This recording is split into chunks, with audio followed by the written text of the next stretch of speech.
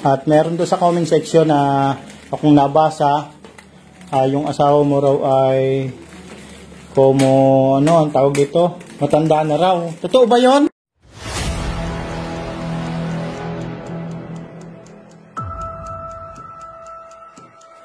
Ayan mga kababayan, pagpapatuloy po ng ating kwento dito sa kay Kayla, no? May ilan lang po tayong katanungan kay Kayla kaya sa buhay niya, buhay may asawa, na napakabatang ina na nag-asawa, no? May dalawa siyang anak. At ngayon nga, siyempre, kita natin, malusog yung kanyang mga anak, ang kababayan. At hindi na papabayaan, sa tingin ko pa lang, hindi na papabayaan kasi malusog sila. Kaya doon pa lang natutuwa na ako sa pag-aalaga ni Kayla, pag-aaruga nilang mga pamilya. Siyempre, katulong siyempre dito sa pag-aalaga, pag-aaruga, ang kanyang bianan, no? Yung bianan ni Kaylang lalaki at babae. Siyempre, katulong sila dito at dito nga sila naninirahan. No? Kaya ako, unang-una, papasalamat ako sa pamilyang ito, sa bianan ni Kayla kasi nandito sila at sila ay talagang ginagabayan sa pamumuhay nila bilang mag-asawa. No? Kaya doon pa lang, nagpapasalamat na ako sa Panginoon na talagang may nakatutok sa kanila kung paano yung buhay nila. Kaya ito si Kayla, may ilan lang ako. Kayla, handa ka na ba? May ilan lang ako tanungan. Tulad nga nung naputol nating video, yung tanong na ilang taon na ba yung asawa mo? 21. Ayun, 21 years old po yung asawa niya, ano, mga kababayan. Bilang mag-asawa, simula nung nag-asawa ka, ano yung hirap na talagang pinagdaanan mo muna? Doon saan nagka-baby ka na? Mahirap po. Tulad po sa mga gastusin po. Diba, nung una, mahirap. Kaya, paano nung dumating na yung naging dalawa na yung anak mo? Mas lalong mahirap.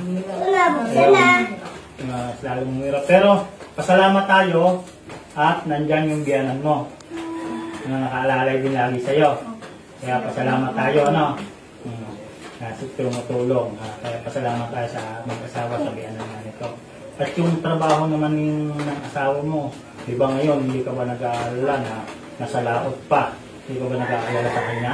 Nag-aalala po. Kasi po, mahirap po yung kayong trabaho. Lalo po sa lahat. At ito nga, pinag-aalala. Minsan iba sa paglaot niya, may aberya bang nangyari sa asawa mo nung naglalaot niya ng karaan? Meron po.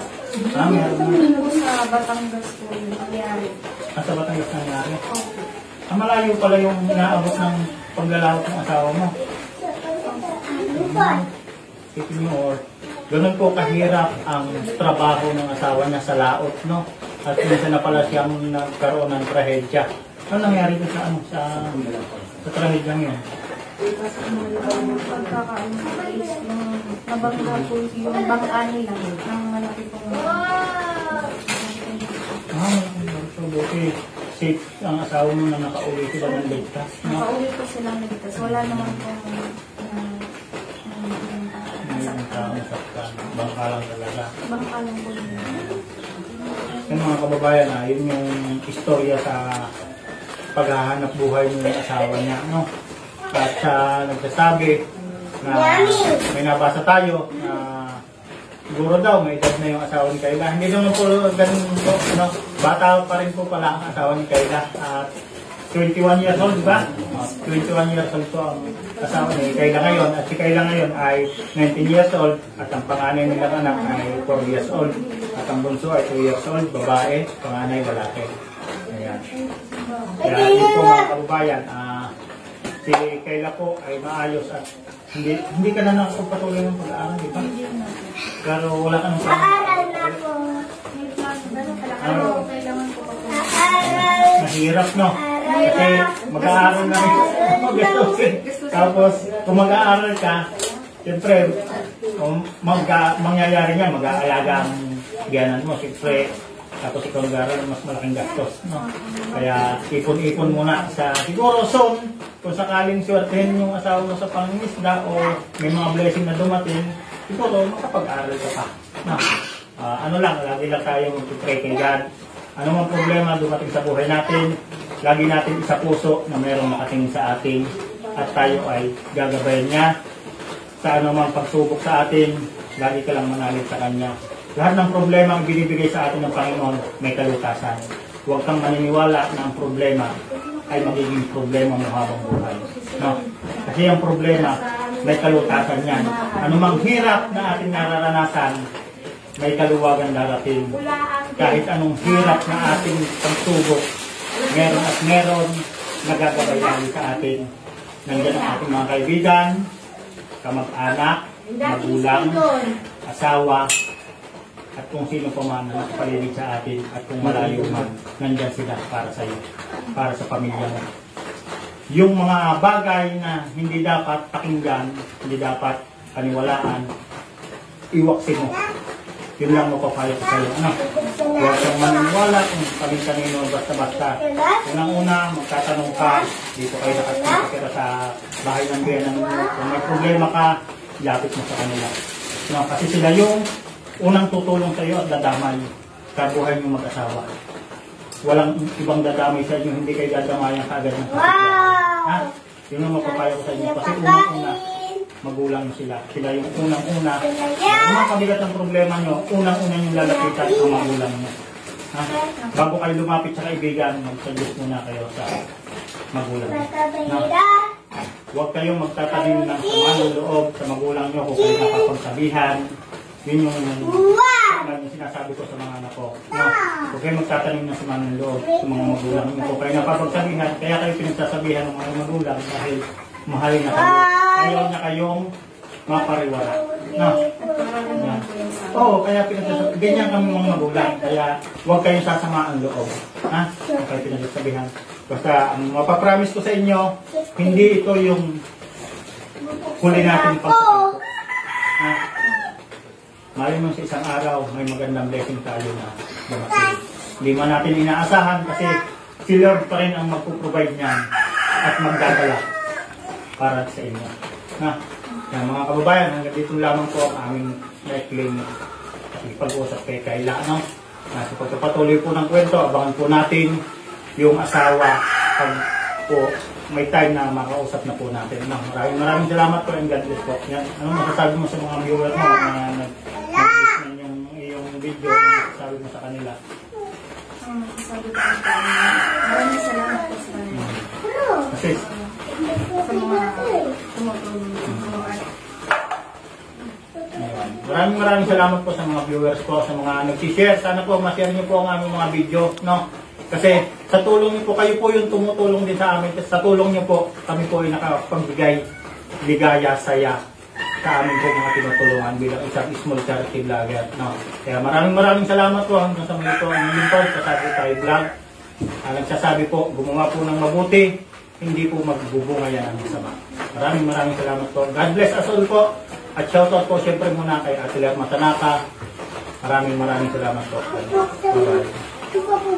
Ito mga kababayan, may maganda akong balita sa inyo at napakadaling laruin itong Tala 888. Napakasimple lang laruin. Nandito, mag-download lang kayo. Nasa comment section lang ang link para kayo ay makapaglaro.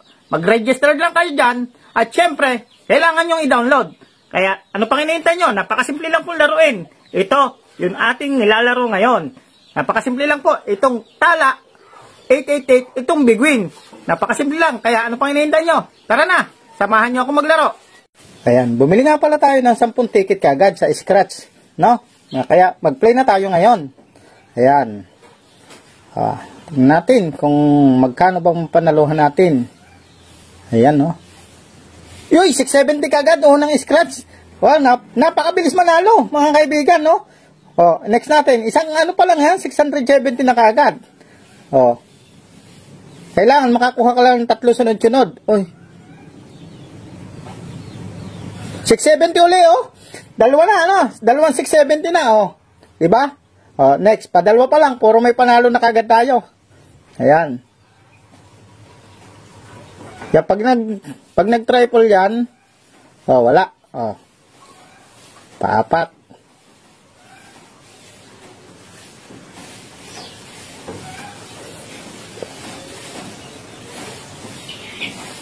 Palima. Pero nakadalawa na tayong panalo ha. Hindi na masama. 2,670 na. 6. Bilisan lang natin. Napakasimple lang pala itong laruin. Kahit hindi ka na pumunta sa Lotto Outlet. Oy, 3,670 ang pinananalo natin. O, ganyan lang kasimple mga kaibigan. O, 6. Papito na to. Papito. Naka 3,670 na tayo. O, di ba? Simple lang. Pag nag-match lang yung tatlo, ay, kahit hindi tayo pumunta. Oy! 1,675! Ang bilis! O, nakailan na tayo? 4 na. 3,670. Tsaka 164. Stretch pa ulit. May 3 pa tayo ha. May 3 pa tayo. Ay, grabe. Ang bilis palang manalo dito. Kahit hindi ka man lang magpunta sa Lotto Outlet, napakasimple lang palang laruin ito. O, yan. May isa pa. Ay, 2 pa. O.